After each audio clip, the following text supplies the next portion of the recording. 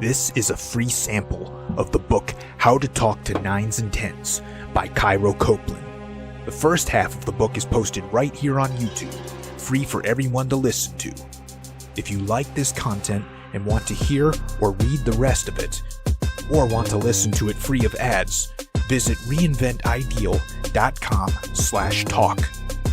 The book is available on Kindle, paperback, and Audible at reinventideal.com/talk. Chapter 1. Effortlessly start a conversation with any woman you want. Where many guys struggle is with the all-important opener. They worry that this is what will make them or break them. In reality, much of this worry is needless. It exists in part because you don't talk to strangers regularly, let alone 9's and 10's, so of course it's going to feel like there's a lot of pressure on the first few words. Most guys want to go with an indirect one, particularly when they are first starting out. And this is because you haven't had enough experience talking to women yet to confidently talk to them about what you want from them. While I'm a huge proponent of being direct, I completely understand why you want to be indirect at first and will help you with that first. An indirect opener works best when she's alone, especially in the daytime. I would advise against using indirect openers at night venues because most women that go out at night know and expect to be hit on. So if you don't bluntly hit on them, they'll think you're not confident enough for them. But the beauty of daytime allure is that the women you approach and talk to will be alone, so there is no one in your way. Unlike nighttime venues where she's usually there with friends or other people that can get in your way, you have her all to yourself during the day. Not to mention, there's no loud music to prevent you from hearing each other. Systematically, what you're attempting to do is drop an opener to see if they're even worth the effort of chatting up. Next, you continue to carry the conversation where you subtly make yourself appear interesting, but not in a bragging, cocky way.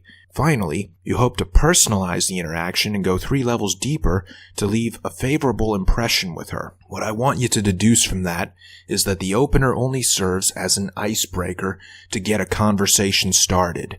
Nothing more. Do not be like most guys who will put far too much importance and stress on themselves over it. All it needs to do is get a conversation going, even if it starts out talking about the stupidest things. I learned this approach by watching it get done on me by a guy at my gym. I had my earbuds in, I was seated at the machine and going at it, plus my face gave off a pretty intense look that I should not be disturbed. But one guy, probably the same age as me, decided to go for it anyway. He waved to get my attention while I was at rest between sets. I took one of my earbuds out and went, "Huh? Where did you get those cool shoelaces?" he asked. What he was referring to was the fact that the laces in the shoes I had on were no-tie shoelaces. So I didn't have to worry about ever potentially tripping on my own shoestrings while on a treadmill or in the middle of a heavy lift. With these no-tie laces, I'd never get them caught in a machine either. Before I realized what was happening, I responded to him and continued chatting with him in a friendly manner. We went on for about 15 minutes before going back to our workouts. Here's what's interesting about that. Despite how absorbed in my world I was, I put it all on hold the moment I realized the guy was interjecting for an innocent and acceptable reason. He wasn't trying to sell me something or bother me. He legitimately wanted to know about something I had that he considered valuable, so I humored him. Then it clicked. If I'd do that for another person, would a woman also do that for me? If so, this would be a great way to start approaching women. Also, a great tactic I could pass along to my clients as a dating coach. My usual spots for approaching random women is the beach. It has my 2 favorite tropes of women: lifeguards and surfer girls. I've always wanted to talk to them, but I'm a huge believer in not bothering people when they're busy. And these 2 types are often busy. I sure don't like it when someone interrupts me, even in a parking lot on the way to my car, to sign a stupid petition or something dumb like that. But having nothing to lose, a mindset you need to adopt because you really do have nothing to lose with a total stranger, I was ready to give it a shot. The first hot surfer chick I saw on the beach that day was just getting out of the water and going back to her beach towel. I went up and asked her, "Pardon me, but is that a good surfboard?" "Are you talking to me?" she said. "Yeah, you. Oh, well, yeah, I guess it is. What's the brand? I'm in the market for a new one, but haven't bought one in years, so I don't know what the good ones are currently. It's Soft Tech. I'd say it's pretty good. I've had it for at least 5 years. 5 years? Been surfing that long? Or, longer? Oh, much longer. I started when I was 15, and have been doing it ever since. But actually, I had to get back into it within the last 5 years because I couldn't do it for a few months when I had an accident. Boom. Conversation started. We talked about all sorts of things for at least a good 30 minutes, which was far longer than I expected it to go. While I didn't get a number or anything from that interaction, I did from my next one, now that I knew what I was doing would work. With the next one, I learned how long she'd been surfing, how she got into it, why she does it, and what days she comes out to do it. Even got invited to join her. Don't set those outcomes as your goals for the opener, though. All that matters is that it gives you a way to continue a conversation. Now, going back to that one guy at the gym, there are some circumstances in which I would have ignored him. Like if I was having a rough day, I'd probably pretend not to hear or see him. But when I'm that deep into my zone, there's no opener in the world that will work on me. The same can be said of the women you use it on. If they're really deep into what they're doing, the opener will not work. Do not get the wrong idea from this. It doesn't mean that there is anything wrong with you, nor does it mean there was anything wrong with your opener. They just weren't in the mood for talking to another person. That's the only precondition when flirting with 9's and 10's during the day. She must be open to talking to another person. Doesn't matter if it's a hot guy or an old geezer. If she's not in the mood to talk in general, both would get blown off. That being said, don't think that she must be friendly from the start for you to make progress talking to her. As long as she's holding eye contact and saying something in return, she's in a talking mood. But don't take this as a sure sign that you're in with her. Just because she's responding to you, it does not mean she's immediately interested either. All it's meant to do is show her that you're a normal human being capable of having an innocent conversation about something. It's to tell her that you're not a homeless bum looking for a handout or a social justice warrior trying to get petition signatures. You only need to convey the message of, hey, I'm not a creep. You can talk to me. Don't be afraid. I like to call this the innocent opener. You ask her about an object pretending to be totally ignorant about it, just to see if she's a social person that you can carry a conversation with, but you're totally innocent with plausible deniability as to why you're talking to her. Here's some situations that I've used it in. There was a woman in the parking lot that I wanted to talk to, so I went up to her and said, hey, pardon me, but how do you like your car? I'm considering that make and model. A woman on a college campus was typing on her computer, and I went up to her and said, pardon me, but how do you like your computer?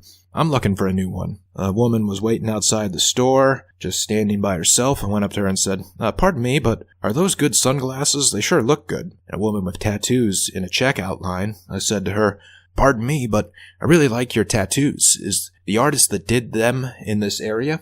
A woman in the produce section of a grocery store just looked at what was in her cart there, and I said, pardon me, but those tomatoes, have you gotten them before? Do they last long? A woman in the waiting room at the doctor's office playing on her phone. Pardon me, is that a good phone?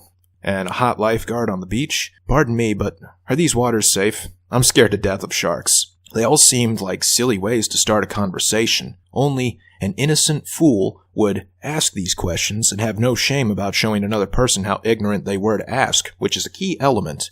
But it got the job done. See if she's up for talking to another human being. A woman is more open to talk to a stranger about non-personal things, such as items and objects, than they are to right away start talking about very personal things. When I saw the woman typing on her laptop at the college campus, I didn't ask her, pardon me, what are you writing about? What she's typing out is personal in nature, but asking if it was a good laptop was barely asking much. Also, the more genuine you seem about not knowing much about the object being discussed, like a real ignorant but innocent person, the more likely they are to respond to you. Most people are good-natured and happy to help others, especially women. And they love to talk too, so here's their chance to do both. Once you get a response, if it's just a one-word answer, try again. Ask more about whatever the subject is. The idea is to act like an inquisitive old fart, because old farts are always welcome or always seen as safe to converse with, and they always ask about stuff like this. If it's a car, you say you're in the market for a new car because your career change will require it. This is to segue into talking about more personal things.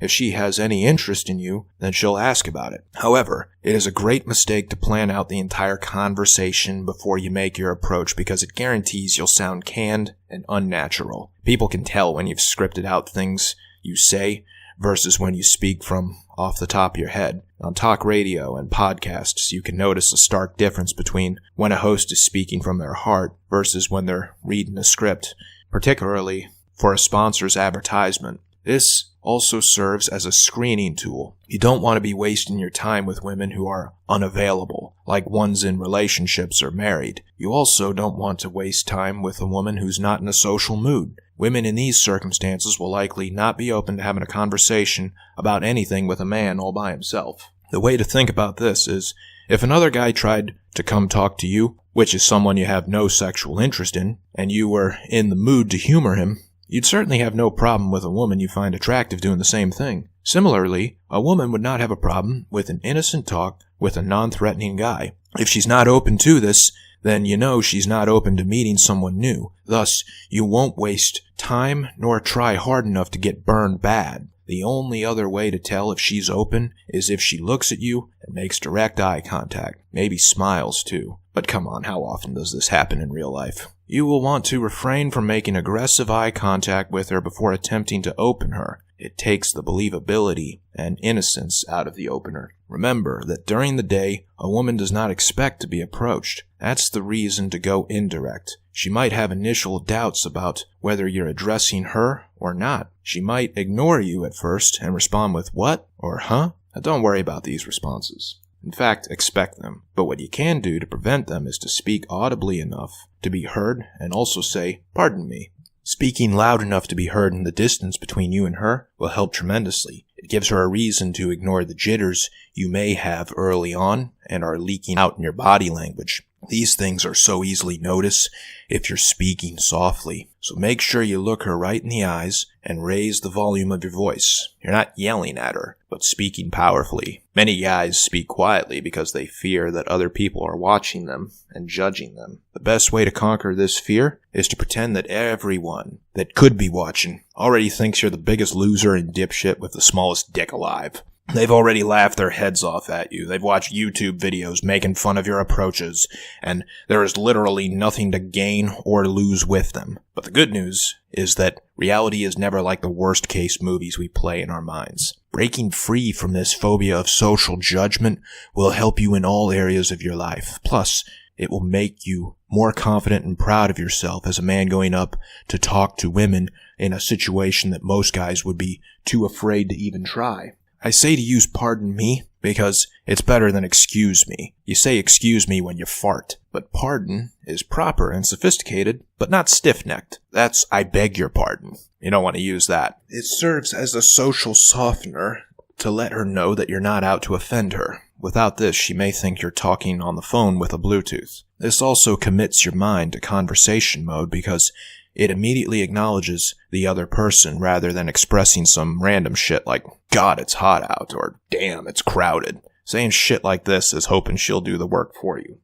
Newsflash, she won't. But pardon me means you go in head first and commit yourself to going through with it. Be polite but not apologizing. Don't say, "I'm sorry for interrupting," or "Pardon me for interrupting." You're only interrupting if you say you are. Don't ask permission either. Avoid phrases like, "Are you busy? Can I ask you something?" Once you say "pardon me," go right into the opener. Since you are asking a question you don't really need an answer for, you want to make it believable that you are looking for it. When people ask for help or opinions, they don't have big stupid grins on the face. If you have a cheesy grin while you do it, she'll think you're a serial killer. The reason you'd smile is if you're being sarcastic or joking or not being genuine. Don't show a smile to her unless she shows you one first. Stay on the subject for the opener for a good 2 or 3 minutes, a believable amount of time. Asking her where she's from 30 seconds later from the opening kills all believability. It's best to use a slow pace of speech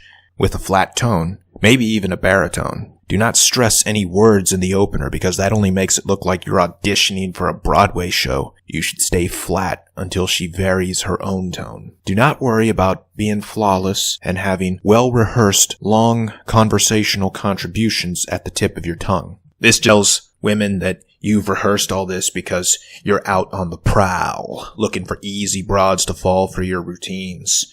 It's all right not to have an immediate answer to a question she asks, or even go blank in some instances. Proxemics of the interaction are important, and that means keep your distance from her at least 4 feet away. One mistake most guys make is standing too close, like 2 feet away, and speak like they're trying to talk in her ear. This might be the right thing to do in a nightclub with blasting music, but it's the wrong thing to do during a daytime setting. When you stand farther away, you're also giving yourself a chance to gauge her interest in you. One good thing to look for is if she takes a step closer to you. That is her subtle way of showing interest to you and conveying the idea that she does want to talk to you. You will also want to refrain from high energy movements that make her question you. She'll wonder why you're so worked up just to ask a simple question. The more relaxed and chill you are, the more receptive and relaxed she will be. Personally, I would not attempt this on women that are not by themselves. When a woman is out with her friends, she worries more about what her friends think. She worries more about what her friends think of her than missing out on an opportunity with even a guy that she does like. She doesn't want her friends to think that she's easy and will flirt with any guy anywhere. It's a 50-50 chance that she's open. The only way to know is to give it a shot. There are contextual variables that play into whether she's receptive to you, and they should be thought of as the only reasons you were or were not successful. Some of these variables are how attractive she thinks you are and what type of man she would categorize you as. For example, we all know that women have their types. They categorize men accordingly. There are the badass bikers, the starving artists, the clean corporate guy, the gym rat, etc. If they put you into a certain category that's not her type, which she may not even accurately do, she just won't be open. It doesn't matter. Maybe she did find your type to be acceptable, but didn't consider you to pass her minimum attractive standard. These are things you just can't control. Life is simply not fair. And I bring these up not to give you a fatalist mindset, but to show you that quite often, rejections have nothing to do with you. You can have some influence on overcoming these contextual variables with your focus on the fundamentals of learning. Your style also affects her receptiveness. How you dress matters. Even if you're dressed to kill, she won't go for it if she's into the rugged bums. Me personally, I live in Florida where it's hot year-round, so I wear sleeveless shirts and tank tops all the time. It allows me to show off my arms and shoulders, and the more skin I show, the less I worry about what I'm wearing being a factor. I mean, shit, most of my approaches were done on the beach for that reason. The main lesson of this chapter is that opening the conversation is all about merely presenting yourself as a safe person to speak with as you attempt to start an innocent conversation. This will not require much in terms of allurement. That comes later. Thank you for listening to this free sample of the book How to Talk to 9's and 10's by Cairo Copeland. If you enjoyed it and want to hear or read the rest, or want to listen to it free of ads, visit reinventideal.com/talk, where the book is available on Kindle, paperback, and Audible at reinventideal.com/talk.